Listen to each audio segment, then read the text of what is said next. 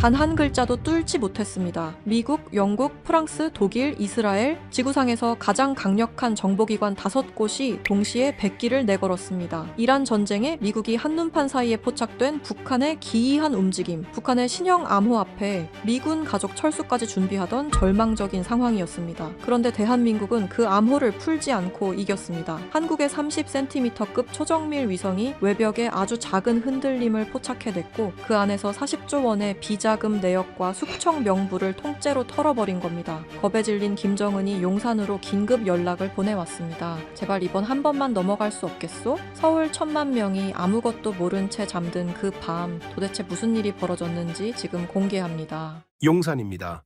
착탄 예상 지점은 용산. 누군가의 외침이 상황실 전체를 관통했습니다. 저는 콜린 하트입니다. 51살. 미국 국방부 정보분석국에서 26년을 보낸 사람이죠. 그 26년 동안 저는 한 번도 의심해 본 적이 없었습니다. 미국의 기술력이면 지구상 어떤 암호든 뚫을 수 있다는 것을요. 그 확신이 가루가 되는데 정확히 36시간이 걸렸습니다. 금요일 아침 7시. 버지니아주 랭글리 중앙정보국 본부 지하 3층. 형광등이 파랗게 켜진 상황실 안에 모니터 6대가 빼곡히 들어차 있었습니다. 그중 제일 큰 화면에 붉은 곡선 하나가 떠올랐습니다. 북한 함경북도 무수달리에서 출발의 동해를 가로지르고 한반도 한복판을 뚫는 궤적이었습니다. 끝점이 찍힌 곳은 서울 용산구 국방부 청사. 1,000만 명이 살아 숨쉬는 도시 한가운데였습니다. 손에 들린 종이컵 커피에서 김이 올라왔는데 한 모금도 넘기질 못했습니다. 옆자리 분석관이 수치를 읽어 내려갔습니다. 시뮬레이션 적중 확률 98%, 탄두 무게 추정 600kg, 그리고 한마디가 더 붙었습니다. 핵탄두 탑재 확률 80% 이상. 상황실 안의 공기가 통째로 얼어붙었습니다. 20명이 넘는 분석관 가운데 입을 여는 사람이 아무도 없었습니다. 26년 경력에 이런 적은 한 번도 없었습니다. 발사 가능 시점은 누군가 겨우 물었습니다. 48시간 이내. 정밀 시각은 아직 산출 중. 이틀이 채 안 되는 시간. 화면 한켠에 서울 실시간 영상이 잡히고 있었습니다. 그때 서울에선 사람들이 지하철에 몸을 싣고 편의점에서 삼각김밥을 집고 아이 손을 잡고 학교 앞에 서 있었을 겁니다. 자기 머리 위로 핵이 떨어질 수 있다는 사실을 상상조차 못한 채 제가 물었습니다. 북한 신형 통신 암호 해독은 어디까지 진행됐습니까? 돌아온 건 대답이 아니라 침묵이었습니다. 그 침묵 자체가 답이었죠. 미국이 보유한 최상위 등급 슈퍼컴퓨터 3대를 72시간 연속 가동했습니다. 국가안보국 소속 암호학 박사 40명이 매달렸습니다. 결과는 제로. 단 한 줄의 평문도 건져 올리지 못했습니다. 바로 그 순간 상황실 철문이 밀리면서 한 여자가 들어왔습니다. 다이앤 포스터 국장, 57세. 국방부 정보국을 22년간 지휘해 온 사람이었습니다. 그런데 그날 아침 그녀의 얼굴은 제가 본 적 없는 빛깔이었습니다. 눈밑이 푸르게 내려앉았고 입술이 바짝 말라 있었습니다. 밤새 1시간도 못 눈을 붙인 게 역력했습니다. 전원 주목하십시오. 그녀의 목소리가 상황실을 눌렀습니다. 1시간 뒤 국방부 브리핑룸에서 5개국 정보기관 수장회의가 소집됩니다. 미국, 영국, 프랑스, 독일, 이스라엘. 세계에서 가장 강력한 암호 분석 역량을 가진 5나라였습니다. 영국 정보통신본부는 수십 년간 평양발 전파를 감청해왔고 이스라엘 모사드는 북한 암호 체계에 관한 한 지구상 어디에도 뒤지지 않는다고 자부하는 조직이었죠. 하지만 포스터 국장이 내뱉은 다음 말이 강 안의 숨통을 완전히 틀어막았습니다. 솔직하게 말씀드리겠습니다. 지난 72시간 동안 5나라 전부가 북한의 새 암호를 해독하는 데 실패했습니다. 한 줄도, 단 한 글자도 뚫지 못했습니다. 다시 침묵. 제 옆에 앉은 타라 윤이 작게 숨을 뱉었습니다. 34살. 저보다 17년은 어렸지만 암호 패턴 분석에서는 천재라는 수식어가 늘 따라다니는 분석관이었습니다. 그런데 타라에게는 대부분의 동료가 모르는 사실이 하나 있었습니다. 어머니가 함경도 출신 이산가족이라는 것, 외할머니가 아직 저쪽에 살아 계신다는 것. 그게 이 이야기에서 왜 중요한지는 나중에 말씀드리겠습니다. 우리가 도대체 뭘 빠뜨리고 있는 걸까요? 타라가 중얼거렸습니다. 포스터 국장이 상황실을 천천히 훑었습니다. 벽면 모니터에는 수식과 파형 분석, 그래프, 주파수 스펙트럼, 신호 잔해들이 빼곡했습니다. 수백억 달러를 쏟아부은 장비들, 인류 최고의 두뇌들이 뽑아낸 알고리즘들, 전부 소용이 없었습니다. 여러분, 포스터 국장이 입을 열었습니다. 목소리에 무게가 실렸습니다. 지금까지 우리는 이 문제를 수학으로만 풀려고 했습니다. 연산 속도를 높이고 알고리즘을 정밀하게 다듬고 슈퍼컴퓨터에 더 많은 전력을 먹이는 방식으로. 하지만 한 가지를 잊고 있었습니다. 그녀가 모니터를 등지고 우리를 똑바로 봤습니다. 암호란 결국 사람의 머릿속에서 나오는 겁니다. 논리가 아니라 심리입니다. 우리가 놓친 건 코드가 아니에요. 그 코드를 짜낸 인간의 공포, 습관, 집착을 못 읽은 겁니다. 그 말이 가슴 한가운데를 묵직하게 짓눌렀습니다. 동시에 의문이 번졌습니다. 26년 내내 데이터와 숫자를 신봉해온 제게 심리라는 단어는 너무 흐릿하고 막연했습니다. 48시간 안에 돌파구를 열어야 합니다. 포스터 국장이 단호하게 말했습니다. 지금까지와 똑같은 방법으로는 절대 안 됩니다. 근본부터 뒤집어야 합니다. 국장이 상황실을 빠져나가자 타라가 제 쪽을 돌아봤습니다. 국장님 말씀이 맞을 수도 있어요. 하트 선배. 조심스러운 어조였습니다. 저는 고개만 끄덕였습니다. 확신은 없었습니다. 20년 넘게 쌓아올린 방법론이 통째로 부정당하는 기분이었으니까요. 그런데 바로 그 순간 제보한 단말기에 속보 한 줄이 떴습니다. 무수달리 발사 기지에서 미사일 연료 주입이 개시되었습니다. 심장이 내려앉았습니다. 연료 주입은 발사 준비의 마지막 단계입니다. 한 번 들어가면 되돌릴 수 없습니다. 포스터 국장의 목소리가 내부 통신으로 곧바로 날아왔습니다. 전원에게 알립니다. 예상 발사 시각이 앞당겨졌습니다. 48시간이 아닙니다. 36시간. 내일 밤 9시. 36시간. 내일 밤. 서울의 토요일 저녁이면 아침에는 퇴근 인파와 약속을 잡은 사람들로 거리가 가득 찰 시간이었습니다. 그 시간에 핵이 떨어진다면 이란과의 전쟁이 3주째 접어들면서 미국 정보 역량의 절반 이상이 중동에 묶여 있었습니다. 호르무즈 해협이 봉쇄 직전이었고 항공모함 3척이 페르시아만에 떠 있었습니다. 한반도에 투입할 여력이 턱없이 부족한 상황에서 북한은 정확히 이 순간을 골라 판을 벌인 겁니다. 저는 모니터를 응시했습니다. 붉은 포물선이 여전히 화면 위에서 서울을 가리키고 있었습니다. 26년간 의심하지 않았던 확신이 금이 가기 시작한 순간이었습니다. 그때는 몰랐습니다. 이 균열이 제 인생 전체를 뒤흔들 사건의 출발선이라는 걸. 오전 9시. 국방부 긴급 브리핑룸은 숨소리조차 무거웠습니다. 오각형 배치의 회의 테이블 둘레로 5나라 정보기관 수장들이 자리를 잡았습니다. 저마다 앞에 암호화 통신 단말기와 노트북이 놓여 있었고 각국 보좌관들이 뒤편에 도열해 있었죠. 저도 포스터 국장 바로 뒤 보좌석에 앉았습니다. 타라 윤이 제 옆이었고 우리 둘은 요청이 들어오는 즉시 자료를 뽑아 건넬 태세를 갖추고 있었습니다. 포스터 국장이 먼저 말문을 열었습니다. 정리하겠습니다. 3일 전 북한이 통신 체계를 전면 교체했습니다. 기존에 축적한 패턴 데이터와는 구조 자체가 다릅니다. 우리 보유 해독 프로그램 전부가 무력화됐습니다. 영국 정부통신본부 수장 헬렌 크로스가 고개를 끄덕였습니다. 48세.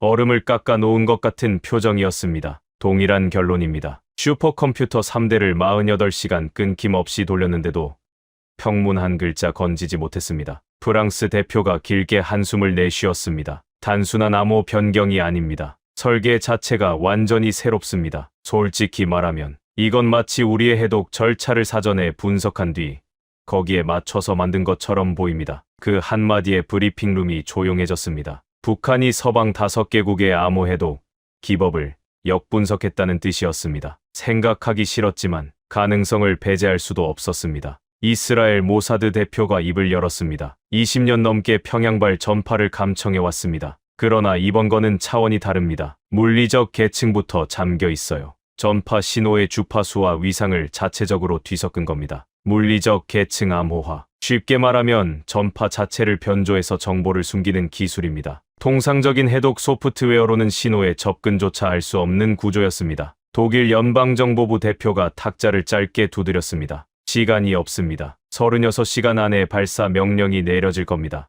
그 명령을 가로채서 해독하지 못하면 우리에겐 군사적 선택지밖에 남지 않습니다. 선제 타격. 그 말이 브리핑룸 공기를 뒤흔들었습니다. 무수달리를 먼저 치겠다는 뜻이었지만 그건 곧 전면전이었습니다. 휴전선 바로 너머의 수천 문의 장사정포가 서울을 겨누고 있었습니다. 선제 타격 한 발이 서울 전체를 화염 속에 집어넣을 수 있다는 걸 이 자리에 앉은 모든 사람이 알고 있었죠. 포스터 국장이 손을 들어 회의장을 눌렀습니다. 군사 옵션은 최후의 수단입니다. 우리가 지금 서 있는 자리는 정보전이고 거기서 답을 찾아야 합니다. 헬렌 크로스의 목소리가 칼날처럼 날아왔습니다. 방법이 뭡니까? 이 자리에 앉은 5나라가 전부 두 손을 들었습니다. 세계 최상급 암호학자들이 아무것도 해내지 못했어요. 대체 누가 이걸 풀 수 있다는 겁니까? 바로 그때 타라 윤이 자리에서 일어섰습니다. 34세 주니어 분석관이 5개국 정보기관 수장들 앞에서 발언권을 요청하는 건 상식 밖의 일이었습니다.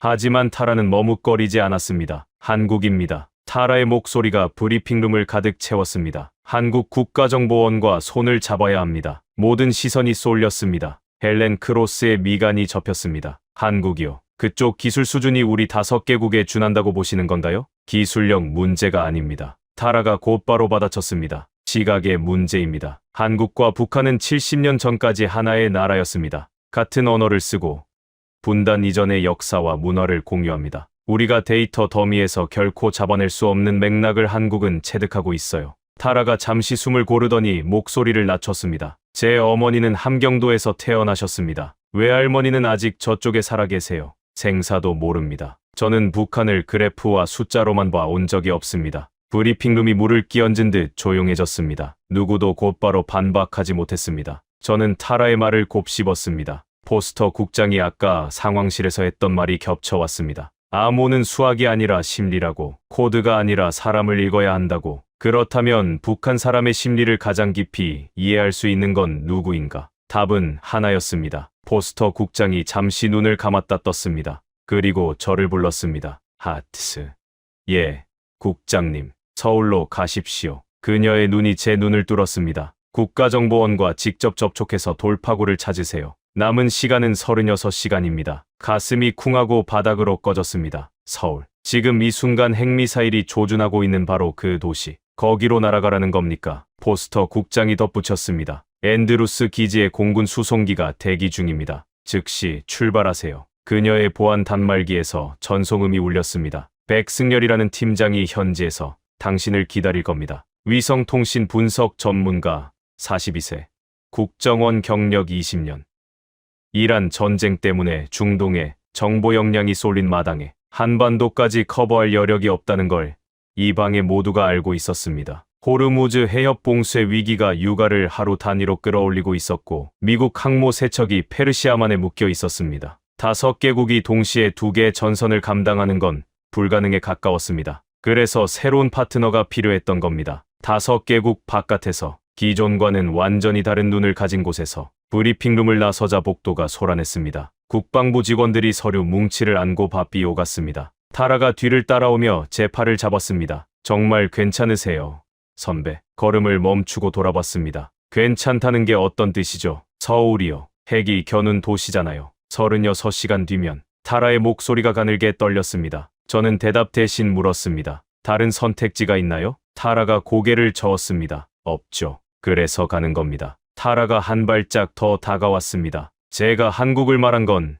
진짜로 가능성이 있다고 보기 때문이에요. 한국 사람들한테 북한은 적국이기 이전에 70년 전의 가족이에요. 그 시선이 데이터에는 없는 걸 잡아낼 수 있어요. 틀리면요. 제가 되물었습니다. 한국도 답을 못 찾으면. 타라는 대답하지 못했습니다. 그 질문은 제 머릿속에서도 끊이지 않고 있었으니까요. 복도 끝에서 공군 대령 계급장을 단 남자가 다가왔습니다. 하트 분석관이십니까? 앤드루스 기지 수송기가 대기 중입니다. 1시간 안에 이륙합니다. 서울까지 직항 14시간 소요됩니다. 14시간. 도착하면 남는 시간은 22시간. 과연 그 안에 뭔가를 해낼 수 있을까? 아니, 과연 제가 해낼 수 있는 사람이긴 한 걸까? 사무실에 돌아가 보안 노트북과 태블릿만 챙겼습니다. 26년간 쌓아온 북한 관련 자료가 통째로 들어있는 장비였습니다. 책상 위에 가족 사진이 놓여 있었습니다. 아내 로렌과 14살 딸 케이틀린. 작년 가을 버몬트에서 찍은 사진이었습니다. 단풍이 붉게 물든 배경 앞에서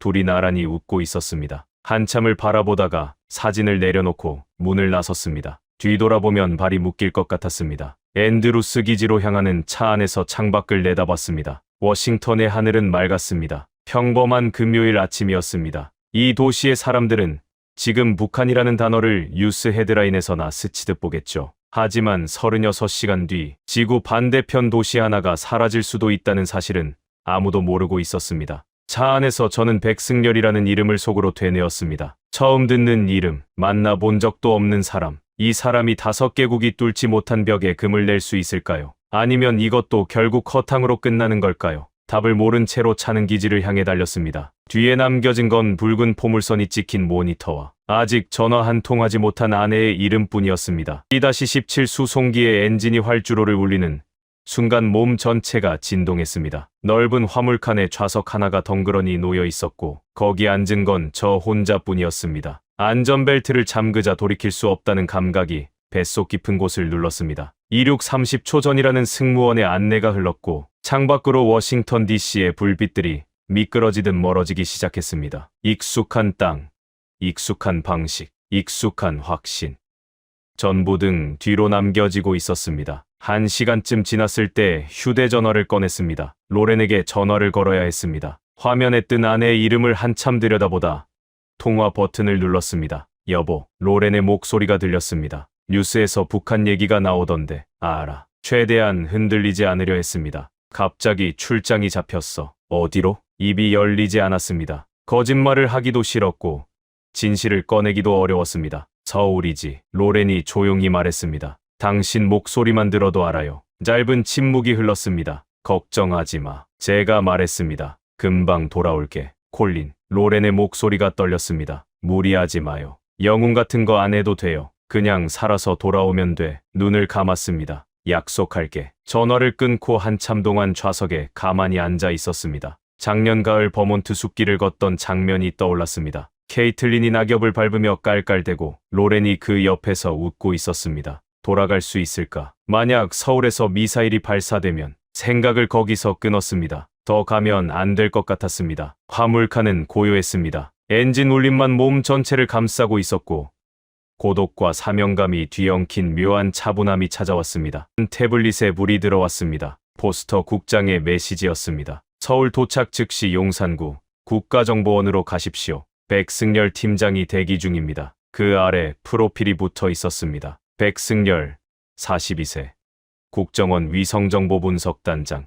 경력 20년. 그리고 한 줄이 눈에 박혔습니다. 아버지가 1990년대 탈북자 출신. 어린 시절을 접경 지역에서 보냄. 위성통신 분석 분야에서 독보적 성과. 탈북자의 아들. 휴전선 코앞에서 자란 사람. 북한이 단순한 데이터가 아니라 살과 피로 각인된 사람이었습니다. 과연 이 사람이 5개국이 모재한 자물쇠에 다른 열쇠를 갖고 있을까? 태블릿을 내려놓고 눈을 감았지만 잠이 올 리 없었습니다. 머릿속에서 지난 72시간이 빠르게 감겼습니다. 북한의 새 암호, 5개국의 항복, 연료 주입, 36시간이라는 시계. 왜 못 뚫었을까? 혼잣말이 새어나왔습니다. 슈퍼컴퓨터도 있었고 암호학 박사도 있었고 수십 년 축적 데이터도 있었습니다. 그런데 전부 무용지물이었습니다. 뭔가 근본적인 것을 빠뜨린 겁니다. 포스터 국장의 말이 다시 떠올랐습니다. 수학이 아니라 심리라고, 코드가 아니라 사람이라고. 태평양 위를 날아가는 동안 제가 아는 북한 지식을 처음부터 다시 펼쳐봤습니다. 김씨 왕조 3대 세습, 주체사상, 선군정치, 핵개발 연대기. 하지만 전부 보고서에서 읽은 것들이었습니다. 정리된 데이터였습니다. 거기에 살아있는 사람의 숨결은 없었습니다. 한국은 다를 겁니다. 한국인에게 북한은 교과서에 나오는 위협이 아니라 70년 전까지 한솥밥을 먹던 형제의 나라입니다. 지금도 같은 말을 쓰고 이산가족이 생사도 모른 채 나이 들어가는 곳. 데이터에서는 절대 잡히지 않는 그 결이 어쩌면 돌파구일 수 있습니다. 10시간쯤 지났을 때 승무원이 다가왔습니다. 식사하시겠습니까? 고개를 저었습니다. 입맛이 없었습니다. 커피만 부탁했습니다. 긴장되시죠? 승무원이 종이컵을 건네며 말했습니다. 공군에서 20년 복무한 사람이라고 했습니다. 저도 이런 임무는 처음 봅니다. 어떤 임무요? 한 사람이 전쟁을 막으러 날아가는 임무요. 그가 낮게 말했습니다. 쓴 웃음이 나왔습니다. 전 영웅이 아닙니다. 책상에 앉아서 숫자나 읽는 사람이에요.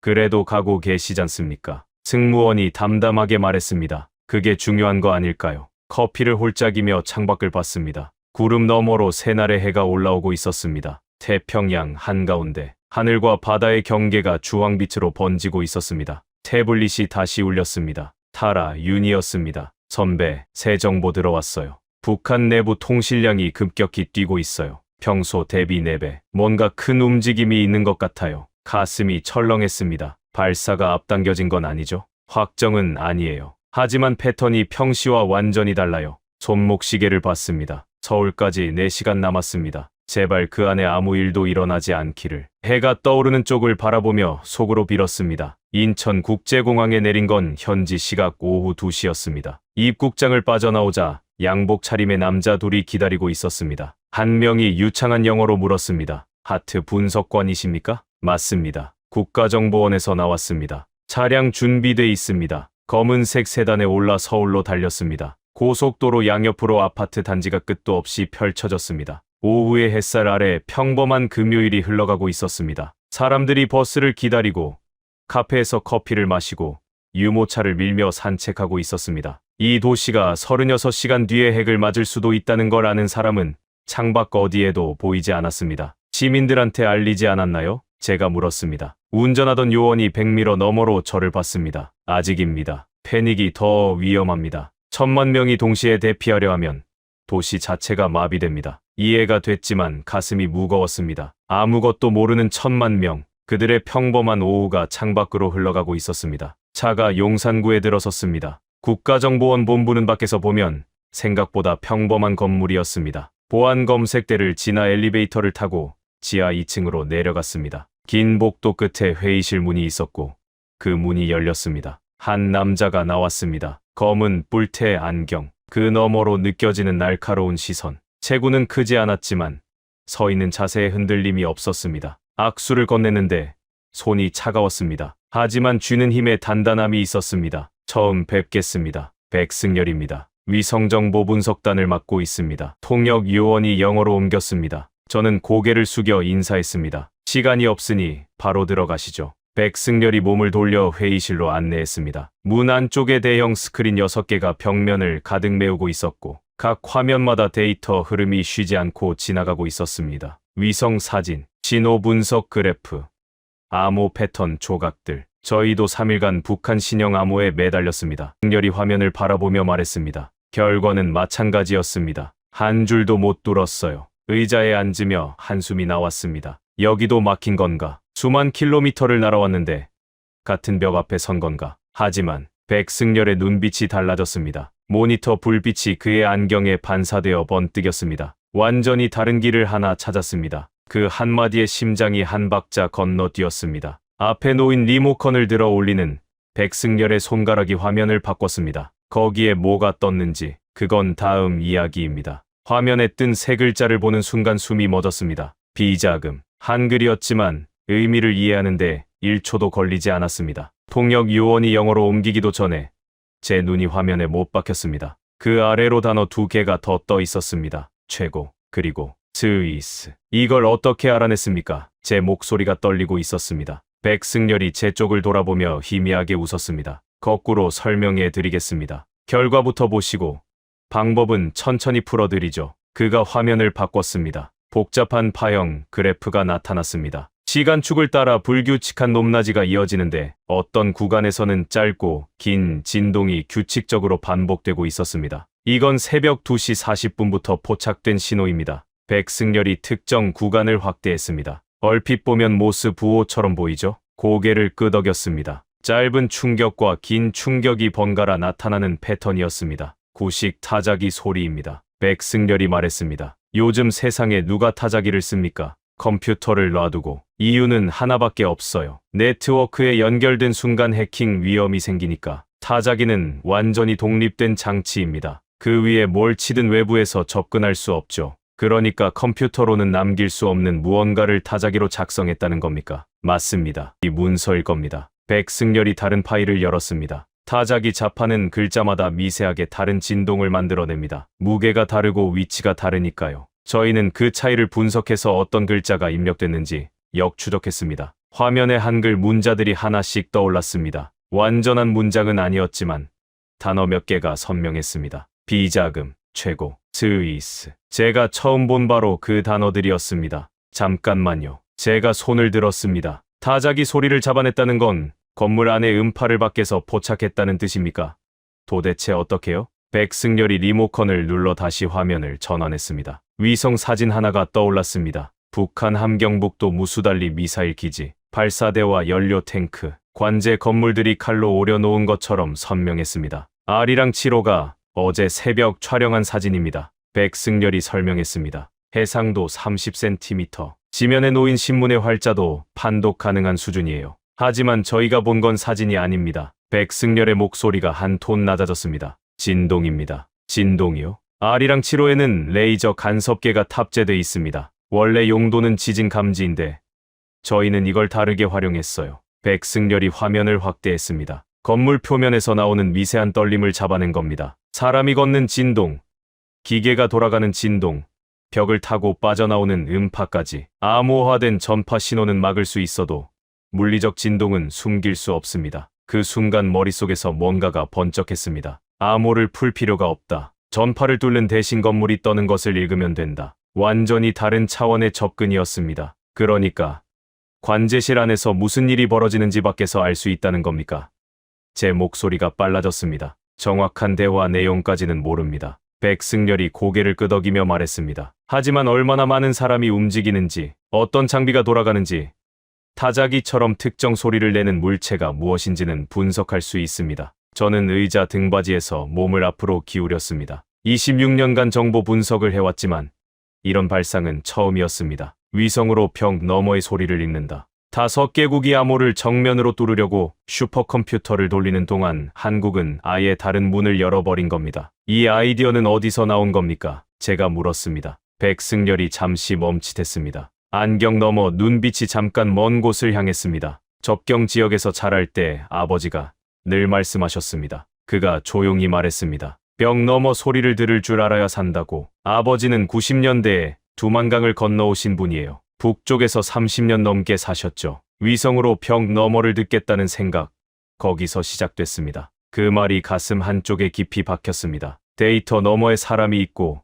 기술 너머에 역사가 있었습니다. 포스터 국장이 말한 심리라는 단어가 이 순간 비로소 구체적인 형체를 갖췄습니다. 백승열이 다시 키보드를 두드렸습니다. 새 화면이 떴습니다. 시간대별 진동 패턴 그래프였습니다. 어젯밤 11시부터 오늘 새벽 4시까지 관제실 건물의 떨림을 기록한 겁니다. 특정 구간에서 진동이 급격히 치솟는 부분이 있었습니다. 새벽 1시 30분, 백승열이 그 구간을 손가락으로 가리켰습니다. 이 시간에 관제실 내부에서 격렬한 신체 움직임이 잡혔습니다. 최소 20명 이상이 동시에 움직였어요. 회의였을까요? 다툼이었을 겁니다. 백승열의 목소리가 한층 낮아졌습니다. 진동 곡선을 보면 급격한 변이가 많습니다. 의자가 뒤집히는 충격, 무거운 물체가 바닥에 떨어지는 파형. 일반적인 회의에서는 나올 수 없는 수치예요. 발사를 앞두고 내부에서 충돌이 벌어지고 있다는 뜻이었습니다. 모두가 한 방향을 보고 있는 게 아니었습니다. 그리고 하나 더. 백승열이 다른 시간대의 데이터를 열었습니다. 오늘 오전에 포착된 건데 숙청이라는 단어가 나왔습니다. 화면에 단어들이 떠올랐습니다. 군부, 반대파, 제거. 등줄기를 타고 한기가 내려왔습니다. 미사일 발사를 앞두고 반대 세력을 솎아내고 있다는 뜻이었습니다. 하지만 이건 기회일 수도 있습니다. 백승열이 제 눈을 똑바로 봤습니다. 내부가 갈라져 있다는 거예요. 전원이 발사에 동의하는 게 아닙니다. 누군가는 이걸 막고 싶어 할 겁니다. 저는 천천히 고개를 끄덕였습니다. 그 사람들을 찾아야 한다는 뜻이군요. 맞습니다. 암호를 못 뚫어도 안에서 무너뜨릴 수는 있어요. 그 순간 백승열이 키보드를 한 번 더 쳤습니다. 화면에 전혀 다른 데이터가 나타났습니다. 진동 패턴 그래프 한쪽 귀퉁이에 미세하지만 규칙적으로 반복되는 점 하나가 찍혀 있었습니다. 이건 뭡니까? 제가 물었습니다. 관제실과 별도 건물 사이를 반복해서 오가는 단독 인원 한 명이 포착됐습니다. 백승열이 그 점을 확대했습니다. 동선이 아주 독특해요. 관제실에 15분간 머물다가 외곽 건물로 이동하고 거기서 20분 있다가 다시 돌아옵니다. 새벽 1시부터 4시까지 이 패턴을 정확히 4번 반복했어요. 수상합니다. 매우 수상하죠. 백승열이 고개를 끄덕였습니다. 다른 인원들과 동선이 전혀 겹치지 않습니다. 혼자서 움직이고 특정 건물만 왕복합니다. 누군지는 아직 모릅니다. 하지만 뭔가 남들 모르게 하는 일이 있는 사람이에요. 저는 그 작은 점을 바라봤습니다. 위성이 수백 킬로미터 상공에서 잡아낸 한 사람의 발걸음. 그 사람이 누구인지, 무엇을 하고 있는지 아직은 알 수 없었습니다. 하지만 직감이 말했습니다. 이 점이 중요하다고. 나중에 이 이야기의 어딘가에서 다시 등장할 거라고 백승열이 화면을 정리하며 말했습니다. 단순한 발사 명령이 아닙니다. 하트씨, 비자금, 숙청, 내부 충돌, 미사일 뒤에 훨씬 더 큰 뭔가가 숨어 있어요. 저는 의자에 깊이 기대며 머릿속을 정리했습니다. 30cm 해상도의 위성이 건물의 떨림을 잡고 그 떨림에서 타자기 소리를 읽고 타자기 소리에서 비밀 자금의 흔적을 추출해냈습니다. 5개국이 정면으로 뚫으려다 깨진 벽을 한국은 아예 돌아간 겁니다. 벽을 부수는 대신 벽이 떨리는 것을 들은 겁니다. 26년 경력의 저로서는 경험한 적 없는 발상이었습니다. 동시에 한 가지 확신이 생겼습니다. 이 사람과 함께라면 뭔가가 가능할지 모른다. 그런데 백승열이 실시간 피드를 띄운 순간 화면이 완전히 달라졌습니다. 관제실 하나가 아니었습니다. 북한 전역에서 신호가 폭발하고 있었습니다. 여러 건물, 여러 도시, 동시다발적으로 그래프가 비정상적으로 치솟았습니다. 뭡니까 이건? 제가 자리에서 일어서며 물었습니다. 백승열의 얼굴이 굳어졌습니다. 전면적인 움직임입니다. 최소 300명 이상이 한꺼번에 이동하고 있어요. 관제실만이 아닙니다. 군막사, 통신소, 지하 벙커까지 전부. 그의 손이 키보드 위에서 빠르게 움직였습니다. 새 데이터가 화면을 가득 채웠습니다. 제가 본 것은 그저 시작이었습니다. 8시간, 10분 전까지만 해도 36시간이 남아 있었습니다. 그 시간이 어떻게 순식간에 녹아내렸는지 말씀드리겠습니다. 백승열의 휴대전화가 울렸습니다. 짧은 통화였지만 그의 얼굴이 1초 만에 하얗게 질렸습니다. 전화를 끊고 돌아선 그가 내뱉은 말에 회의실 전체가 얼어붙었습니다. 김정은 음성이 직접 잡혔습니다. 발사 명령을 내리고 있어요. 지금 당장이요? 예정 시각이 앞당겨졌습니다. 오늘 밤 11시, 8시간 후입니다. 제 온몸에서 힘이 빠졌습니다. 벽에 등을 기대고 깊은 숨을 삼켰습니다. 서울에 남은 시간이 고작 8시간이라니. 금요일 밤 11시면 도심에는 퇴근한 직장인들, 약속을 잡은 연인들, 아이를 재우는 부모들로 가득할 시간이었습니다. 하지만 지금 이 결과에 도달하기 전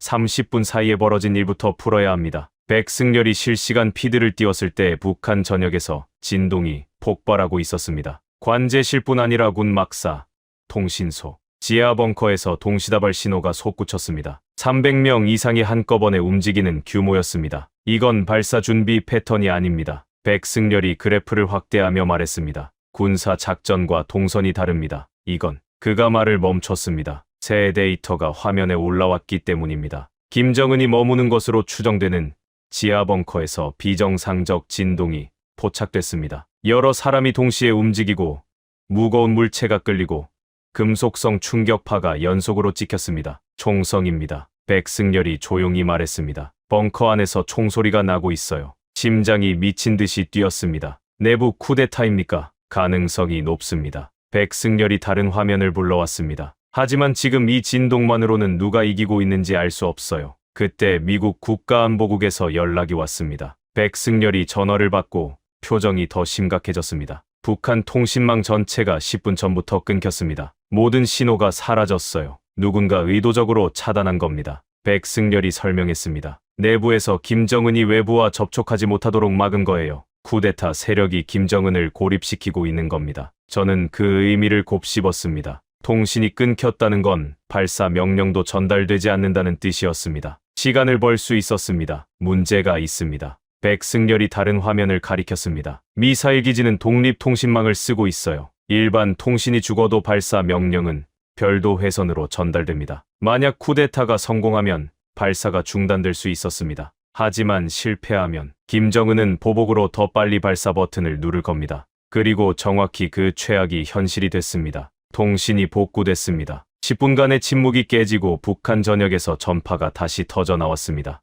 그리고 그 속에서 김정은의 음성이 잡힌 겁니다. 발사 명령. 오늘 밤 11시 쿠데타가 일단 진압됐습니다. 백승열이 태블릿을 내려놓으며 말했습니다. 하지만 잔존 세력이 남아있을 가능성이 있어요. 회의실 안이 납처럼 무거워졌습니다. 국정원 직원 한 명이 숨을 헐떡이며 뛰어들어왔습니다. 발사대가 수직으로 세워졌습니다. 최종 점검 개시. 백승열이 위성 영상을 띄웠습니다. 거대한 미사일이 하늘을 향해 서 있었습니다. 주변으로 기술자들이 개미처럼 분주하게 움직이고 있었습니다. 8시간. 다시 그 숫자로 돌아왔습니다. 하나 남은 카드가 있습니다. 백승열이 이전 화면을 다시 불러왔습니다. 타자기 진동에서 추출한 데이터 중 아직 설명하지 않은 부분이었습니다. 새벽에 포착된 타자기 신호에 비자금 정보 외에 다른 숫자 배열이 있었습니다. 백승열이 특정 부분을 확대했습니다. 16자리 숫자가 화면에 떠올랐습니다. 규칙적이면서도 복잡한 배열이었습니다. 처음에는 계좌번호인 줄 알았는데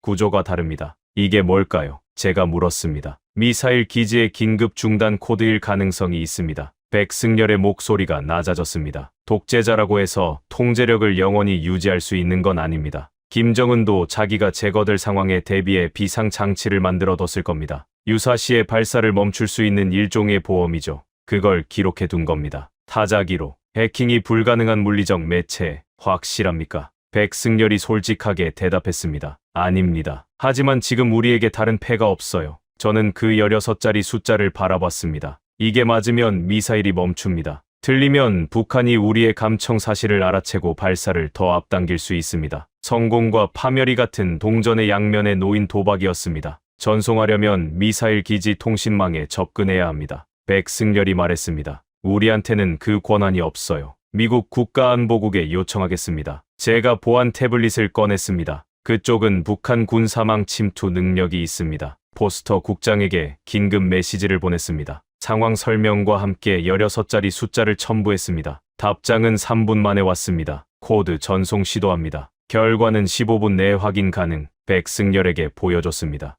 그가 고개를 끄덕이며 R이랑 7호 실시간 피드를 띄웠습니다. 미사일 기지를 계속 모니터링하겠습니다. 코드가 작동하면 뭔가 변화가 있을 겁니다. 15분이 15시간처럼 느껴졌습니다. 화면만 뚫어지게 바라봤습니다. 진동 패턴, 위성 영상, 전파 신호, 모든 데이터를 동시에 분석했습니다. 아무 변화도 없었습니다. 안 됐습니다. 백승열이 조용히 말했습니다. 코드가 작동하지 않았어요. 머릿속이 하얘졌습니다. 마지막이라고 믿었던 카드가 꺾인 순간이었습니다. 그때 태블릿에 새 메시지가 떴습니다. 포스터 국장이었습니다. 하트스. 코드 전송 실패. 북한 시스템이 거부했습니다. 하지만 흥미로운 일이 벌어졌습니다. 코드를 입력하자 시스템이 자동으로 다른 파일을 토해냈습니다. 암호화되지 않은 원본 데이터입니다. 지금 분석 중. 저는 그 메시지를 읽고 또 읽었습니다. 다른 파일이요. 무슨 파일이죠? 잘못된 코드가 빗장을 열었습니다. 열쇠는 틀렸는데 금고가 열린 겁니다. 실패가 뭔가를 터뜨렸습니다. 그게 뭔지는 아직 몰랐습니다. 하지만 포스터 국장의 메시지에 담긴 흥미로운 이라는 단어가 심장을 다시 뛰게 했습니다. 백승열이 제 표정을 읽고 물었습니다. 뭔가 왔습니까? 코드는 실패했습니다. 제가 말했습니다. 그런데 그 실패가 다른 문을 열었을 수도 있어요. 백승열의 눈이 번뜩였습니다. 우리 둘 다 화면을 응시한 채 다음 메시지를 기다렸습니다. 시계는 멈추지 않았습니다. 밤 11시까지 7시간 남짓. 서울의 하늘 아래서 1000만 명이 아무것도 모른 채 금요일 저녁을 보내고 있을 시간이었습니다. 포스터 국장의 다음 메시지가 도착하기 전에 먼저 온 것은 대피 명령이었습니다. 하트스.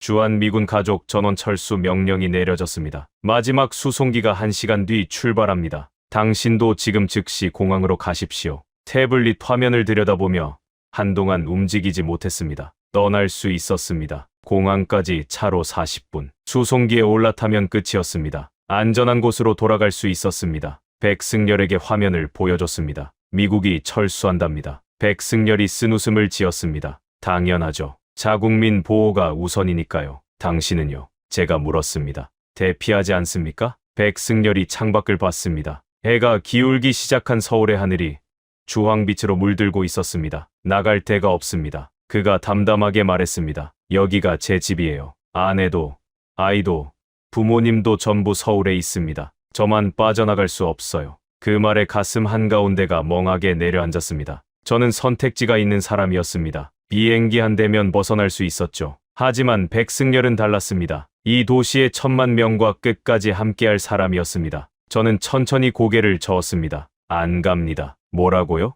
떠나지 않겠습니다. 분명하게 말했습니다. 아직 끝나지 않았어요. 백승열이 저를 바라봤습니다. 그의 눈빛에 무언가 달라진 게 느껴졌습니다. 놀라움도 아니고 감사도 아닌 더 깊은 무엇이었습니다. 같은 배에 탄 사람만이 주고받을 수 있는 시선이었습니다. 그럼 같이 끝까지 가보죠. 백승열이 말했습니다. 바로 그 순간 태블릿에 대용량 파일이 쏟아져 내렸습니다. 포스터 국장이 보낸 것이었습니다. 코드 전송이 실패하면서 북한 시스템이 토해낸 암호화되지 않은 원본 데이터. 백승열이 파일을 열었습니다. 화면에 펼쳐진 건 상상을 초월하는 양의 문서였습니다. 은행 계좌 명세, 해외 송금 내역, 비밀 계약서, 그리고 사진. 수백 장의 사진이었습니다. 이게 뭡니까? 제가 물었습니다. 백승열이 문서를 빠르게 훑어 내려갔습니다. 손가락이 마우스 위에서 점점 느려졌고 얼굴이 굳어갔습니다. 김정은의 비자금 전체 내역입니다. 백승열의 목소리가 떨렸습니다. 스위스,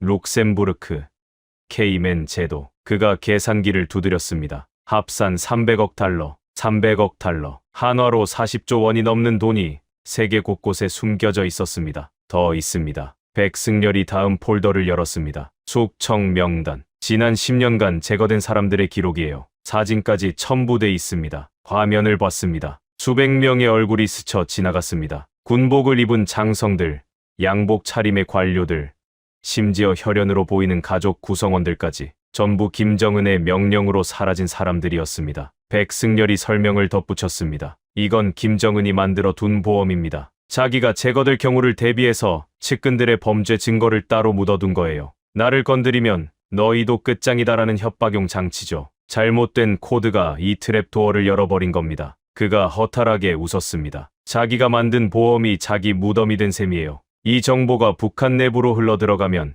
김정은 정권은 하루아침에 무너질 수 있었습니다. 300억 달러를 빼돌린 독재자, 수백 명을 죽인 숙청의 증거, 이것만으로도 정권의 정당성이 증발합니다. 하지만 문제가 있었습니다. 시간이 없습니다. 제가 말했습니다. 이 정보를 공개하려면 며칠은 걸릴 텐데 미사일은 7시간 안에 날아옵니다. 백승열이 고개를 끄덕였습니다. 게다가 북한 주민 대부분은 인터넷에 접속할 수 없어요. 내부 인트라넷인 광명망이 있긴 하지만 외부에서는 물리적으로 완전히 차단돼 있습니다. 정보를 전달할 통로 자체가 없는 겁니다. 의자에 주저앉았습니다. 이렇게 거대한 무기를 손에 쥐었는데 쓸 수가 없다니. 열쇠를 찾았는데 문까지 갈 길이 없는 거였습니다. 회의실 밖으로 보이는 창문 너머 서울 시내에 불빛이 하나둘 켜지기 시작했습니다. 평범한 금요일 저녁이었습니다. 사람들은 퇴근하고 저녁을 먹고 주말 계획을 세우고 있을 겁니다. 7시간 뒤에 이 도시가 사라질 수 있다는 걸 아는 사람은 이지아 회의실 안에 몇 명뿐이었습니다. 휴대전화가 울렸습니다. 로렌이었습니다. 화면을 바라보다 받지 못했습니다. 뭐라고 말해야 할지 몰랐으니까요. 살아있다고, 괜찮다고, 곧 돌아간다고, 어떤 말도 거짓이 될 것 같았습니다. 하트씨. 백승열이 제 어깨에 손을 얹었습니다. 우리가 할 수 있는 건 다 했습니다. 포기하자는 겁니까? 날카롭게 되물었습니다. 아닙니다. 백승열이 고개를 저었습니다. 현실을 직시하자는 겁니다. 지금 손에 든 패로는 이길 수 없어요. 저는 다시 화면을 봤습니다. 비자금 명세서, 숙청 명단, 사진들, 정권을 통째로 뒤집을 수 있는 폭탄인데 투하할 방법이 없었습니다. 그때 화면에 새로운 경보가 떴습니다. 북한 내부 통신량이 또다시 폭증하고 있었습니다. 직원이 급히 보고했습니다. 여러 지역에서 동시 다발적으로 신호가 올라오고 있습니다. 백승열이 화면을 확인했습니다. 평양, 함흥, 청진, 원산, 북한 주요 도시 전역에서 신호가 잡히고 있었습니다. 평소의 10배가 넘는 수치였습니다. 이건 뭡니까? 제가 물었습니다. 같은 순간 제 태블릿에도 메시지가 들어왔습니다. 타라 윤이었습니다. 선배, 미국 정찰 위성이 이상한 걸 포착했어요. 북한 여러 도시에서 사람들이 거리로 나오고 있어요. 수천 명씩. 백승열에게 보여줬습니다. 그의 눈이 커졌습니다. 위성 영상 띄워보세요. 제가 말했습니다. 미국 정찰 위성 실시간 피드가 나타났습니다. 평양 김일성 광장이었습니다. 사람들이 모여들고 있었습니다. 100명, 200명, 500명. 숫자가 계속 불어났습니다. 손에 무언가를 들고 있었습니다. 종이였습니다. 전단지 같은 것들이었습니다. 정보가 유출됐습니다. 백승열이 숨을 깊이 들이켰습니다. 비자금 정보가 북한 안으로 들어간 거예요. 어떡해요? 우리는 아무것도 안 했는데. 내부 세력입니다. 백승열이 말했습니다. 쿠데타가 일단 진압됐지만 잔존 세력이 살아남아서 정보를 퍼뜨린 겁니다. 함흥, 청진, 원산, 다른 도시 영상도 확인했습니다. 모든 곳에서 같은 일이 벌어지고 있었습니다. 사람들이 거리로 쏟아져 나오고 있었습니다. 하지만 이것만으로 미사일을 막을 수 있을까요? 제가 물었습니다. 백승열이 침묵했습니다. 확신이 없는 게 분명했습니다. 민중이 아무리 들고 일어나도 미사일 기지는 독립통신망으로 움직이고 있었습니다. 발사 명령은 이미 내려진 상태였습니다. 거리의 함성이 발사 버튼까지 닿을 수 있을까? 아무도 장담할 수 없었습니다. 시계를 봤습니다. 밤 11시까지 6시간. 우리 손에는 300억 달러어치의 폭탄이 있었고 북한 거리에는 수천 명이 나와 있었고 미사일은 하늘을 향해 서 있었습니다. 퍼즐 조각은 전부 있는데 맞추는 방법을 모르는 상태. 그것이 그 순간 우리가 서 있던 자리였습니다. 발사 10분 전, 저는 회의실 바닥에 주저앉아 있었습니다. 등이 차가운 벽에 붙어 있었고 화면에는 카운트다운 숫자가 찍혀 있었습니다. 10분, 600초. 이 숫자가 0이 되면 서울은 끝입니다. 어떻게 여기까지 왔는지 말씀드리겠습니다. 시간을 2시간 전으로 되돌립니다. 밤 8시 50분. 백승열과 저는 회의실 바닥에 나란히 앉아 있었습니다. 둘 다 탈진한 상태였습니다. 벽 위 화면에는 발사 카운트다운이 2시간 10분을 가리키고 있었습니다. 20년간 이 일을 하면서 느낀 건데요. 백승열이 조용히 말했습니다. 정보는 힘이지만 사람이 없으면 아무 소용없어요. 저는 그를 돌아봤습니다. 지금 우리 손에는 위성도 있고 진동 데이터도 있고 300억 달러 비자금 파일도 있습니다. 백승열이 말을 이었습니다. 하지만 결정을 내리는 건 결국 사람이에요. 북한 군인들, 관료들, 장성들. 그 사람들이 움직여야 뭔가 바뀝니다. 맞는 말이었습니다. 우리는 줄곧 기술에 매달려 왔습니다. 슈퍼컴퓨터, 위성, 암호해독. 하지만 정작 중요한 건 사람의 마음이었습니다. 후회 안 하세요? 백승열이 물었습니다. 떠날 수 있었는데 솔직히 두려웠습니다. 로렌의 얼굴이, 케이틀린의 웃음소리가 자꾸 떠올랐습니다. 하지만 동시에 이상한 평온함도 느꼈습니다. 후회 안 합니다. 제가 대답했습니다. 옳은 자리에 있는 것 같아요. 백승열이 처음으로 희미하게 웃었습니다. 그때 제 머릿속에 하나가 스쳤습니다. 거리로 나온 수천 명의 북한 주민, 내부에서 살아남은 쿠데타 세력, 그리고 우리 손에 쥔 비자금 파일과 숙청 명단, 퍼즐 조각들이 겹쳐지기 시작했습니다. 군부에 직접 보내면 어떻습니까? 제가 벌떡 일어서며 말했습니다. 백승열이 올려다봤습니다. 뭐려? 비자금 파일, 숙청 명단, 사진 전부. 미사일 기지의 독립통신망은 못 뚫어도 군부 고위층 개인 연락망은 다릅니다. 코드 전송할 때 시스템이 토해낸 파일 안에 군부 고위층 연락처도 있었잖아요.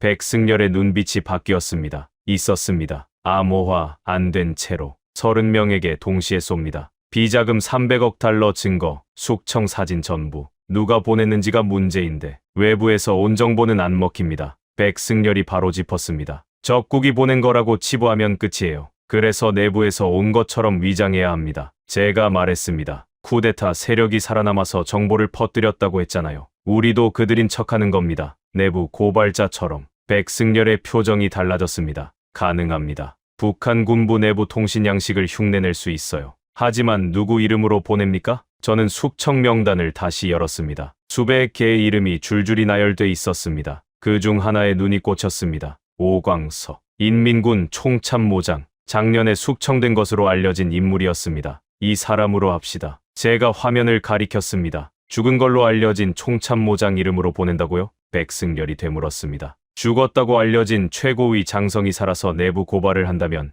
군부는 최소한 확인이라도 하지 않겠습니까? 무시할 수 없는 이름이에요. 백승열이 잠시 망설이더니 키보드 앞에 앉았습니다. 해보겠습니다. 그가 메시지를 작성하기 시작했습니다. 비자금 자료와 숙청 명단, 사진 전부를 북한 내부 문서 양식으로 재구성했습니다. 저도 옆에 앉아 도왔습니다. 군부 고위층 30명에게 동시 전송할 메시지였습니다. 동지들에게 고합니다. 백승열이 완성된 문장을 읽어 내려갔습니다. 나는 오광석 총참모장이다. 살아있다. 최고 존엄의 범죄 증거를 공개한다. 비자금 300억 달러. 무고한 동지들의 진실을 직시하라. 저는 그 문장을 보며 숨을 멈췄습니다. 먹힐까? 이 도박이 통할까? 보냅니다. 백승열이 엔터키를 눌렀습니다. 전송 완료. 이제 기다리는 수밖에 없었습니다. 카운트다운은 계속됐습니다. 1시간 10분, 50분, 40분. 아무 변화가 없었습니다. 30분,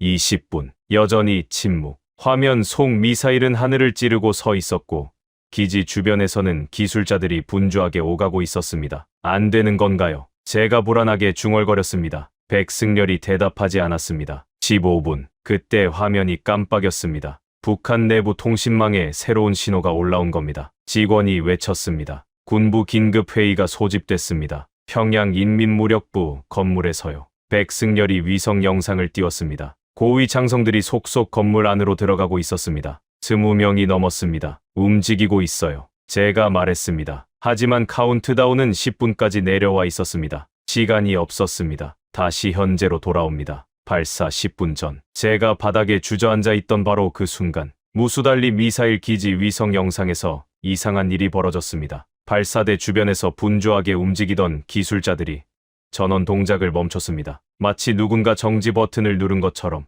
관제실에서 긴급 통신이 포착됐습니다. 백승열이 진동 분석 화면을 확인하며 말했습니다. 카운트다운 8분. 숨을 죽이고 화면을 바라봤습니다. 7분, 6분. 발사대가 내려가고 있습니다. 직원이 외쳤습니다. 화면 속에서 하늘을 향해 서 있던 거대한 미사일이 천천히 눕기 시작했습니다. 수직에서 수평으로 자세가 해제되고 있었습니다. 멈췄습니다. 백승열이 떨리는 목소리로 말했습니다. 발사가 중단됐어요. 저는 그 순간을 믿을 수 없었습니다. 정말로 멈춘 건가? 정말로 끝난 건가? 다리에 힘이 풀려 바닥에서 일어설 수조차 없었습니다. 평양에서 긴급 방송이 송출되고 있습니다. 다른 직원이 보고했습니다. 백승열이 북한 방송 신호를 가로챘습니다. 화면에 한 남자가 나타났습니다. 50대. 인민군 장성 제복을 입고 있었습니다. 나는 오광석 총참모장이다. 제 심장이 멈추는 것 같았습니다. 오광석.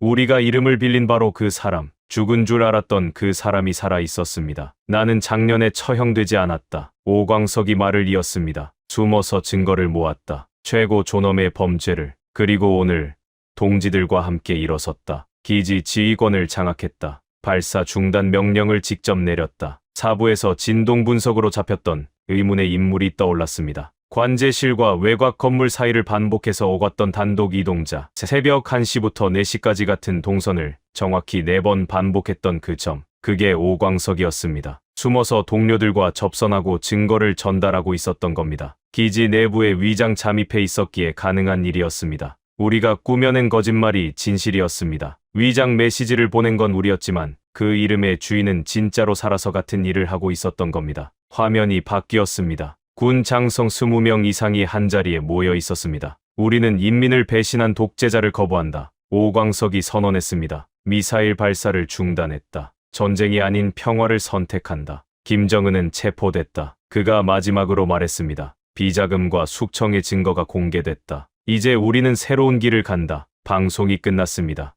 회의실이 침묵에 잠겼습니다. 아무도 말을 잇지 못했습니다. 백승열이 천천히 의자에 주저앉았습니다. 끝났어요. 그가 말했습니다. 정말로 끝났습니다. 저도 힘이 빠져 그 자리에 무너졌습니다. 긴장이 풀리자 온몸이 떨렸습니다. 태블릿에 메시지가 쏟아지기 시작했습니다. 포스터 국장, 타라윤, 백악관, 국방부 모두가 확인을 요구했습니다. 떨리는 손으로 답장을 보냈습니다. 확인합니다. 발사 중단, 쿠데타 성공, 위기 종료. 회의실 바깥에서 환호성이 터졌습니다. 국정원 직원들이 서로 껴안고 소리를 질렀습니다. 백승열이 제게 다가왔습니다. 하트씨, 당신 덕분입니다. 고개를 저었습니다. 아닙니다. 당신이 진동을 읽어내지 않았으면 시작조차 못했어요. 그리고 오광석이 살아있지 않았다면 아무것도 바뀌지 않았을 겁니다. 위성이 벽 너머를 들었고 죽은 사람의 이름을 빌렸고 실패한 코드가 금고를 열었습니다. 계획대로 된 건 하나도 없었습니다. 전부 빗나갔는데 그 빗나간 것들이 겹치면서 기적이 됐습니다. 창밖을 봤습니다. 서울 시내의 불빛이 평화롭게 빛나고 있었습니다. 이 도시의 사람들은 자기들이 얼마나 위험했는지 결코 모를 겁니다. 하지만 괜찮았습니다. 그들이 안전하다는 것, 그것만으로 충분했습니다. 며칠 뒤 북한에서 새로운 방송이 나왔습니다. 임시정부 구성, 비핵화 협상 개시 선언. 국제사회가 놀라움과 환영으로 반응했습니다. 하지만 진짜 이야기는 세상에 알려지지 않았습니다. 서울 지하 회의실에서 두 사람이 바닥에 앉아 나눈 대화도, 엔터키 하나에 1000만 명의 운명을 건 순간도 아무도 몰랐습니다. 6개월 뒤 스위스 제네바에서 열린 시상식 소식이 들려왔습니다. 하지만 그건 다음 이야기입니다. 50개국 정보기관 대표들이 기립박수를 보냈습니다. 스위스 제네바 국제회의장, 백승열이 단상에 올라 트로피를 받아들었습니다. 세계 정보기관 협의회 특별상, 미국의 포스터 국장도, 영국의 헬렌 크로스도 자리에서 일어나 손뼉을 치고 있었습니다. 하지만 제가 진짜 기억하는 건 그날 밤이 아닙니다. 시상식보다 훨씬 전, 위기가 끝나고 며칠 뒤 서울에서의 마지막 저녁이었습니다. 백승열과 함께 한강 다리 위에 서 있었습니다. 난간에 팔을 기대고 서울의 야경을 내려다봤습니다. 수백만 개의 불빛이 강물 위에 흩뿌려져 있었습니다. 일주일 전 이 도시는 핵 공격 직전이었습니다. 지금은 택시 경적 소리와 치킨집 간판 불빛이 평화롭게 어우러지고 있었습니다. 이상하죠. 백승열이 난간에 기대며 말했습니다. 결국 암호를 끝내 풀지 못했는데 위기가 해결됐어요. 그게 가장 중요한 교훈인 것 같습니다. 제가 말했습니다. 기술만으로는 안 되더라고요. 사람을 읽어야 했어요. 강바람이 불었습니다. 3월의 찬 공기였지만 나쁘지 않았습니다. 다리 위로 연인들이 지나갔고 자전거를 탄 배달원이 바쁘게 달려갔습니다. 이 사람들은 모릅니다. 자기들이 얼마나 가까이 벼랑에 섰었는지. 하지만 그래서 괜찮았습니다. 모르는 채로 일상을 살 수 있다는 것 자체가 우리가 지킨 거였으니까요.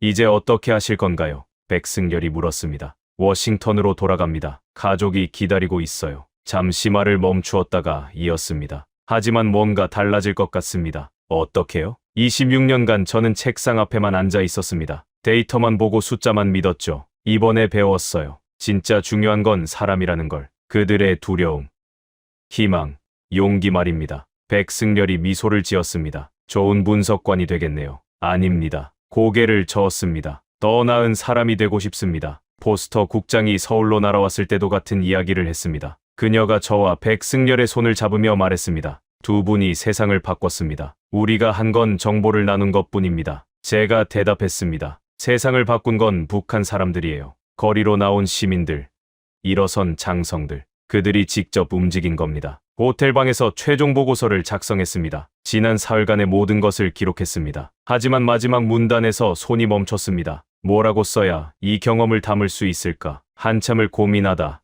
이렇게 적었습니다. 우리는 암호를 풀지 못했다. 하지만 승리했다. 기술이 아니라 사람이 답이었다. 한국의 독특한 시각, 북한 내부의 용기 있는 사람들, 그리고 국경을 넘은 신뢰가 판을 뒤집었다. 가장 강력한 무기는 슈퍼컴퓨터가 아니라 서로를 이해하려는 마음이다. 인천공항에서 워싱턴행 비행기를 탈 때 백승열이 배웅을 나왔습니다. 악수 대신 포옹을 나눴습니다. 처음 만났을 때의 차가운 악수와는 전혀 다른 온기였습니다. 또 만나죠. 백승열이 말했습니다. 반드시요. 제가 대답했습니다. 이번에 우리가 만든 건 단순한 협력이 아닙니다. 신뢰예요. 그건 쉽게 사라지지 않습니다. 비행기가 이륙했습니다. 창밖으로 서울이 점점 작아졌습니다. 한강이 은빛 실처럼 구불거렸고 아파트 불빛들이 보석 가루처럼 흩어져 있었습니다. 떠나는 게 아니라 연결되는 느낌이었습니다. 집에 도착하자 로렌과 케이틀린이 공항에서 기다리고 있었습니다. 케이틀린이 달려와 품에 안겼습니다. 아빠, 영웅이 됐어요? 웃으며 딸의 머리를 쓰다듬었습니다. 아니야. 아빠는 그냥 옳은 일을 했을 뿐이야. 그리고 좋은 친구를 만났어. 그날 밤 오랜만에 깊이 잠들었습니다. 악몽도 없었습니다. 꿈속에서 다시 한강 다리 위에 서 있었습니다. 백승열이 옆에 있었고 서울의 불빛이 강물 위로 평화롭게 일렁이고 있었습니다. 그리고 6개월이 흘러 제네바 시상식이 끝난 뒤였습니다. 복도에서 백승열을 불렀습니다. 승열 씨, 축하합니다. 하트 씨. 백승열이 반갑게 손을 내밀었습니다. 여기까지 오셨어요? 당연하죠. 웃었습니다. 하지만 사실 축하만 하러 온 건 아닙니다. 백승열의 표정이 진지해졌습니다. 무슨 일이죠? 주변을 둘러본 뒤 그를 빈 회의실로 데려갔습니다. 보안 태블릿을 꺼내 화면을 보여줬습니다. 중국입니다. 조용히 말했습니다. 지난 3개월간 중국이 새 암호 체계를 만들었습니다. 북한 것보다 100배는 복잡해요. 다음 화면을 띄웠습니다. 어제부터 대만 해협에서 이상 신호가 잡혔습니다. 중국 군함 30척이 동시에 움직이고 있어요. 백승열의 얼굴이 굳었습니다. 침공 준비입니까? 확실하지 않습니다. 하지만 미국, 일본,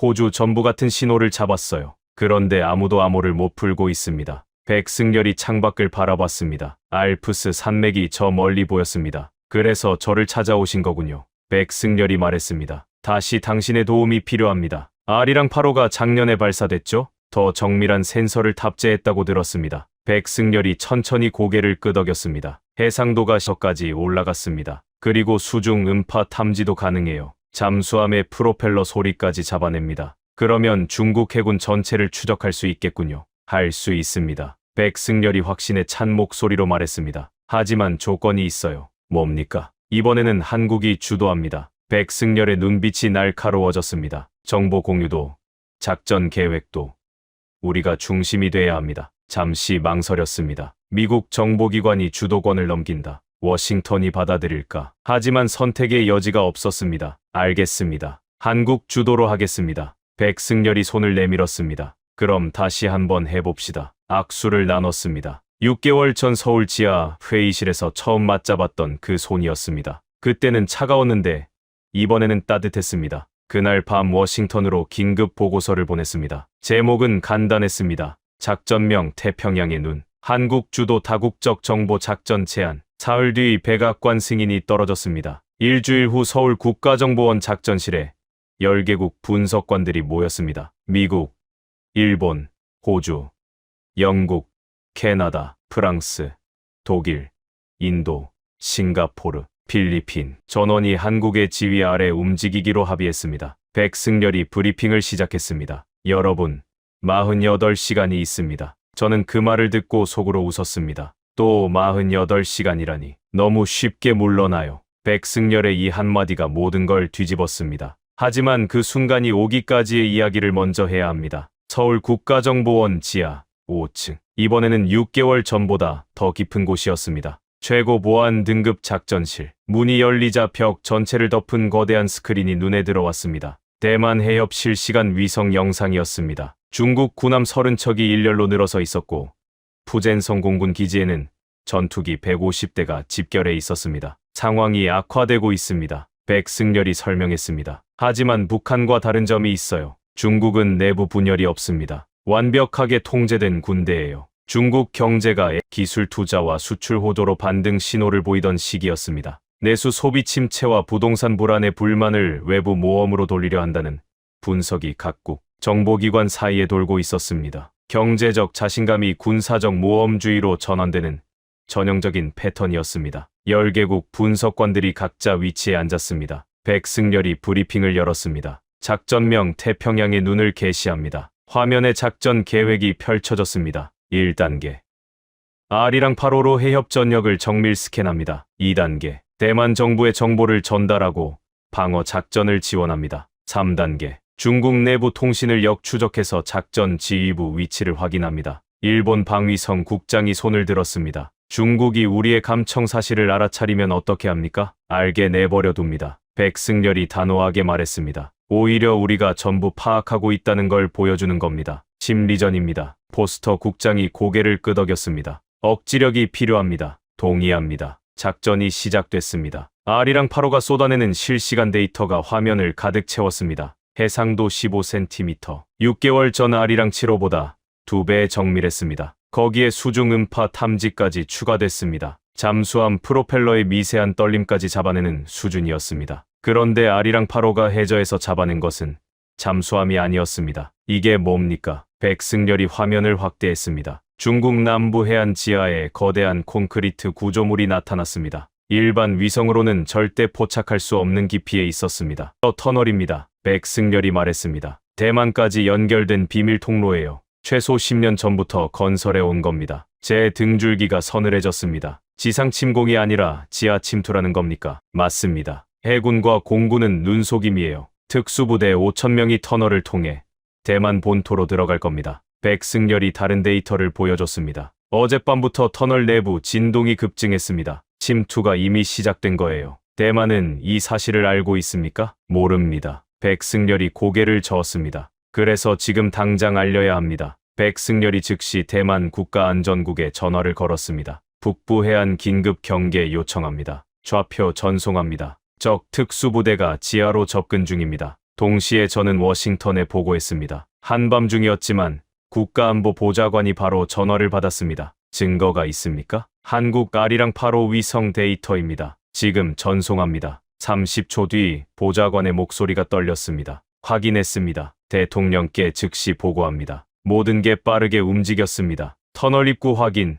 특수부대 이동 속도 계산, 대만 측 출구 위치 특정, 10개국 분석관들이 각자 맡은 영역에서 데이터를 쏟아냈습니다. 1년 전만 해도 상상할 수 없었던 광경이었습니다. 한국이 10개국 정보 작전을 지휘하고 있었습니다. 그러자 예상 밖의 일이 벌어졌습니다. 중국이 물러나기 시작한 겁니다. 터널 내부 진동이 줄어들었습니다. 특수부대가 방향을 바꿔 중국 본토 쪽으로 후퇴하고 있었습니다. 작전실에 안도의 한숨이 퍼졌습니다. 일본 국장이 자리에서 일어났습니다. 확실합니까? 백승열이 데이터를 보여줬습니다. 확실합니다. 후퇴 중입니다. 그때 백승열이 중얼거렸습니다. 너무 쉽게 물러나요. 저도 같은 느낌이었습니다. 백승열이 화면을 계속 바라보며 말했습니다. 10년을 들여 판 터널인데 우리가 발견했다고 바로 포기한다.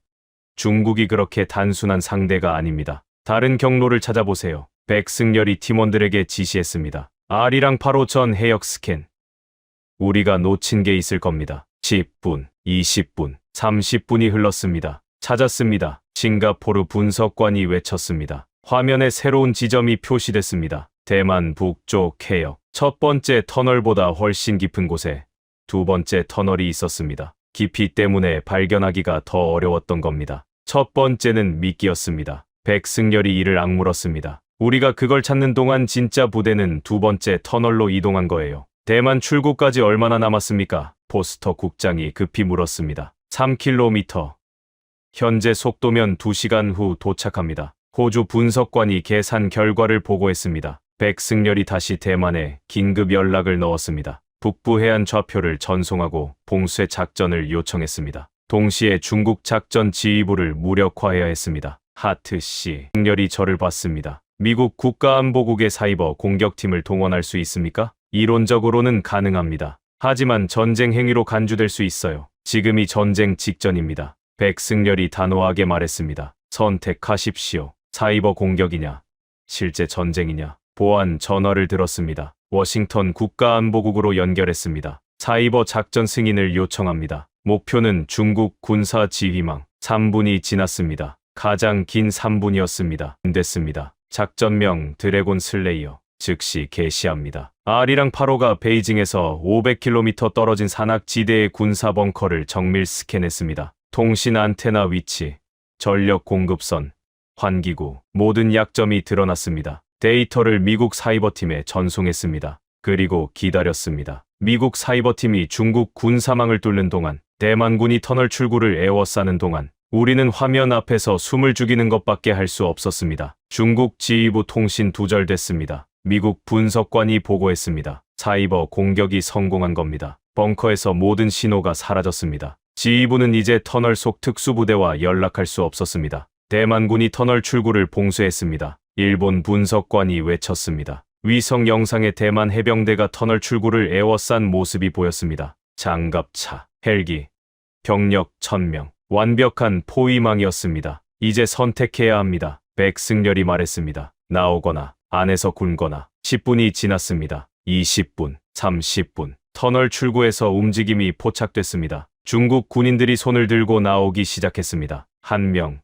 5명, 10명, 50명. 계속 늘어났습니다. 항복하고 있습니다. 백승열이 조용히 말했습니다. 작전실에 박수가 터져 나왔습니다. 10개국 분석관들이 서로 악수하고 포옹했습니다. 포스터 국장이 백승열에게 다가가 두 손으로 악수를 청했습니다. 한국이 해냈습니다. 세계가 빚을 졌어요. 백승열이 고개를 저었습니다. 모두가 함께한 겁니다. 그날 오후 베이징에서 긴급 성명이 나왔습니다. 대만 해협 군사 훈련을 즉각 중단한다. 군함을 철수시킨다. 세계 언론이 들끓었습니다. CNN, BBC, NHK 전부 같은 질문을 던졌습니다. 왜 중국이 갑자기 물러났을까? 하지만 진실을 아는 사람은 많지 않았습니다. 서울 지하 작전실에 있었던 사람들만이 알고 있었습니다. 한국 위성이 바다 밑을 읽었고, 한국의 직감이 미끼를 간파했고, 한국의 지휘 아래 10개국이 움직여서 전쟁을 막았다는 것을. 백승열이 커피를 마시며 창밖의 서울 아침을 바라봤습니다. 저도 옆에 섰습니다. 하트씨, 그가 조용히 말했습니다. 이번엔 북한보다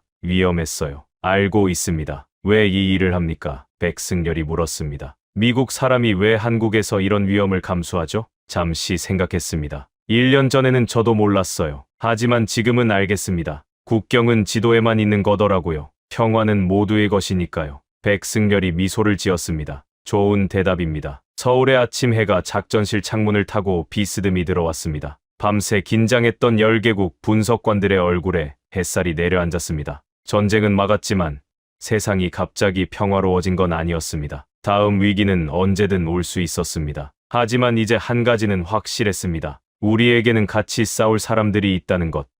출근길 지하철에는 커피 향이 가득했습니다. 한강 둔치에서는 조깅하는 사람들이 늘어서 있었고 초등학교 앞에서는 아이들이 제잘거리며 교문을 통과하고 있었습니다. 서울의 평범한 아침이었습니다. 이 도시에 누구도 몰랐습니다. 2번이나 전쟁의 문턱까지 갔다가 돌아왔다는 것을. 한 번은 핵미사일이, 한 번은 해저 터널이 이 일상을 삼킬 뻔했다는 것을. 하지만 사람들이 모른 채로 살아갈 수 있다는 것.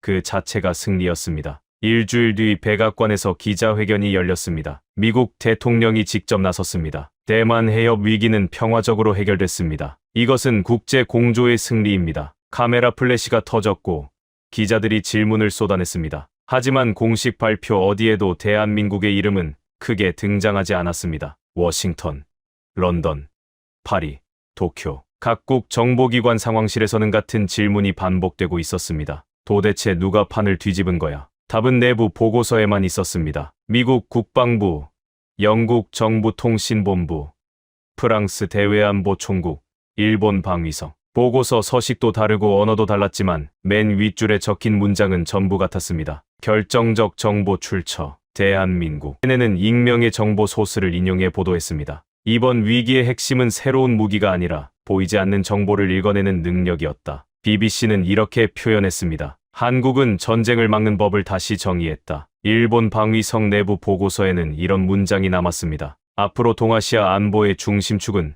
더 이상 단일 강대국이 아니다. 며칠 뒤 국제안보학회에서 한 노교수가 발표를 했습니다. 백발의 70대 학자였습니다. 40년간 정보전을 연구해 온 사람이었죠. 이전까지 정보전은 더 많이 훔치는 게임이었습니다. 그가 말했습니다. 도청 장치를 더 많이 심고 서버를 더 깊이 뚫고 위성을 더 많이 쏘아 올리는 경쟁이었죠. 하지만 이번에 목격한 것은 완전히 다른 차원입니다. 더 깊이 이해하는 싸움이었습니다. 데이터 너머의 움직임, 신호 너머의 공포, 권력 뒤에 숨은 균열. 그것을 읽어낸 건 슈퍼컴퓨터가 아니라 사람의 눈이었습니다. 발표 자료의 마지막 장에 문장 하나가 조용히 적혀 있었습니다. 아리랑 위성, 전쟁을 멈춘 최초의 눈. 저는 그 문장을 보고 잠시 손을 멈췄습니다. 수많은 기술이 동원됐고 수많은 나라가 참여했습니다. 하지만 판을 바꾼 건 결국 하나였습니다. 벽 너머를 듣겠다는 발상, 데이터 뒤에 숨은 사람을 읽겠다는 시선. 한국은 그것을 해냈습니다. 그리고 떠벌리지 않았습니다. 그날 이후 세계 정보기관들의 협력 방식이 달라졌습니다. 한국의 분석을 먼저 보자. 이 말이 새로운 관행이 됐습니다. 공식,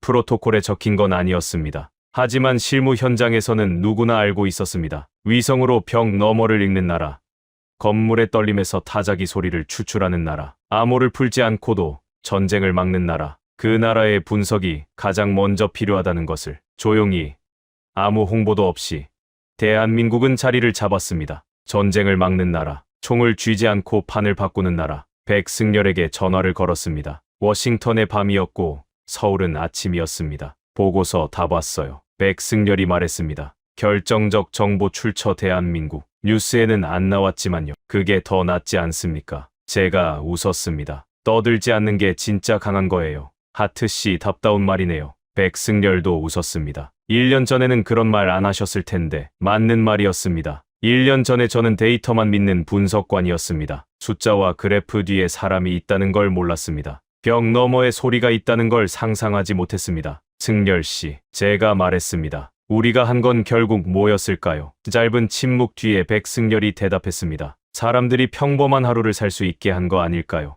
지하철 타고 커피 마시고 아이들 학교에 데려다 주는 그 하루요. 저는 창밖을 봤습니다. 워싱턴에도 아침이 오고 있었습니다. 로렌이 부엌에서 커피를 내리고 있었고 케이틀린이 교복을 입고 현관문을 나서고 있었습니다. 또 전화하겠습니다. 제가 말했습니다. 언제든요. 백승열이 말했습니다. 전화를 끊고 책상 앞에 앉았습니다. 최종 보고서의 마지막 줄이 아직 비어 있었습니다. 모든 데이터를 정리하고 모든 경위를 기술한 뒤 마지막 한 문단이 남아 있었습니다. 뭐라고 쓸까? 한참을 고민했습니다. 지난 1년이 떠올랐습니다. 랭글리 지하 상황실에서 붉은 포물선을 처음 본 순간, 수송기 안에서 혼자 태평양을 건너던 밤, 백승열이 건물의 떨림을 보여줬을 때의 전율, 바닥에 주저앉아 카운트다운을 세던 10분, 한강 다리 위에서 나눈 대화, 그리고 10개국이 서울에 모여 함께 싸운 밤, 천천히 키보드를 두드렸습니다. 우리는 세상을 구한 것이 아니다. 그저 사람들이 평범한 하루를 살 수 있게 했을 뿐이다. 그리고 그것이 가장 어려운 일이었다. 마침표를 찍고 의자에 기대었습니다. 창밖으로 워싱턴의 하늘이 맑게 트이고 있었습니다. 어딘가에서는 새로운 위기가 준비되고 있을 겁니다. 세상은 여전히 위험했습니다. 하지만 이제 한 가지는 확실히 알고 있었습니다. 우리에게는 기술만 있는 게 아니라 서로가 있다는 것.